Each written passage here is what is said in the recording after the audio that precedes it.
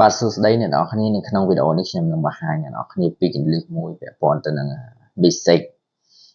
នៅក្នុង iPhone ណានេះពណ៌ខៀវនេះអ្នកនរគ្នាធ្លាប់ដឹងអត់អានេះគឺដោយសារតែខ្ញុំមើលឃើញទៅក៏ចង់បង្ហាញអ្នកនរគ្នាបើជាទូទៅអ្នកនរគ្នាប្រកាសជាបានឃើញពាក់ព័ន្ធនឹងសារដោយសារតែលេខរបស់យើងនឹងដាក់ទៅលើ social media ជាសាធារណៈវាច្រើនយើងដាក់ក្នុង Telegram ដាក់ក្នុង Facebook ហ្នឹងទៅពួកបងដែលគាត់លេង online គាត់ផ្ញើឲ្យយើងអញ្ចឹងណាអញ្ចឹងវា load នៅកន្លែងនេះបាទ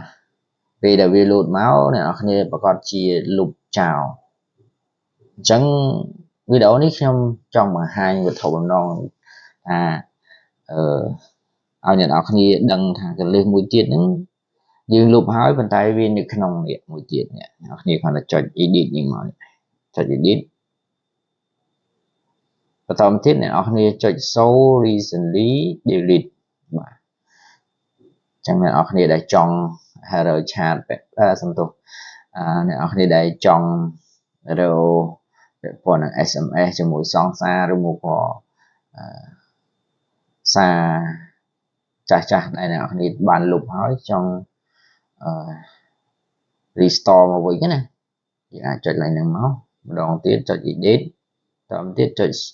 show recently delete បាទវាមានTRC បាទអញ្ចឹងអ្នកនរគ្នាឃើញនេះវាមានជាច្រើនដែលអ្នកនរគ្នាធ្លាប់លុបមិត្ត phone នេះទៅក្រុមហ៊ុន game online គេផ្ញើមកទៅបើសិនជាអ្នកនរគ្នាចង់ឲ្យ SMS នឹងវាត្រឡប់ទៅវិញអ្នកនរគ្នាចុច recover បើសិនជាអ្នកនរគ្នាចង់លុបចុចនេះលុបមក select វាឲ្យលុបមកអាហ្នឹងវាមានបន្តទៀតណាអ្នកនរគ្នាអញ្ចឹងដោយសារតែខ្ញុំអត់ចង់ទុកទេអញ្ចឹងខ្ញុំសូមលុបទាំងអស់ទៅព្រោះវាអត់មានអីដែលជាតម្រូវការដែលខ្ញុំចង់បាន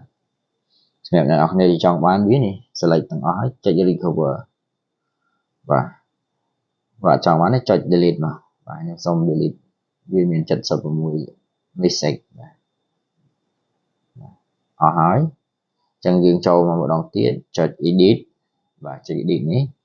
តមកចុចនេះគឺវាលែងចាញ់ហើយនេះវាលែងចាញ់ហើយ